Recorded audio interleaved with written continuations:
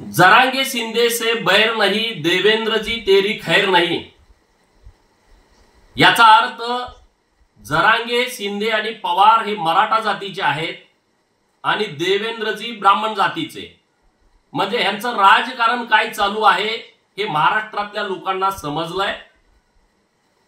माननीय मुख्यमंत्री महोदय एकनाथ शिंदे साहेबांनी या प्रकरणामध्ये इंटरफिअर केलं पाहिजे, कारण त्यांचं नाव घेऊन महाराष्ट्रामध्ये संभ्रम निर्माण केला जातोय।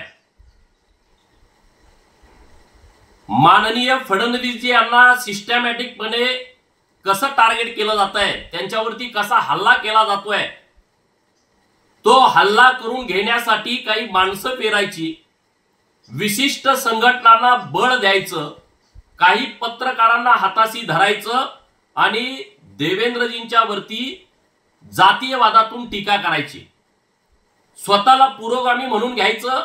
आणि जेव्हा राजश्री शाहू महाराजांचे वारस छत्रपती संभाजी महाराजांना खासदारकी दिली तेव्हा पूर्वी छत्रपती पेशव्यांना नेमायचे आणि आता पेशवे छत्रपतींना नेमताय, अशा पद्धतीनं स्टेटमेंट द्यायचं।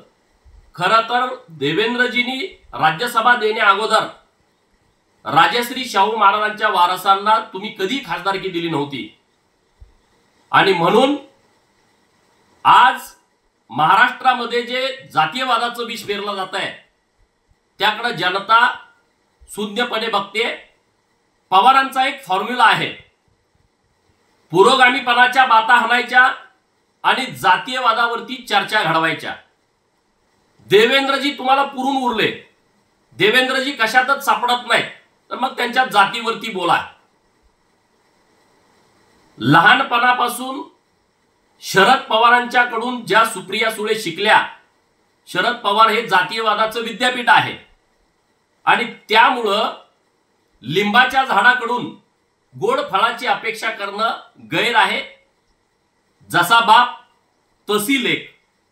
सुप्रिया सुळे पुढे जाऊन हेही बोलतायत की अजित पवारांना सुद्धा सहानुभूती दाखवायची नाही।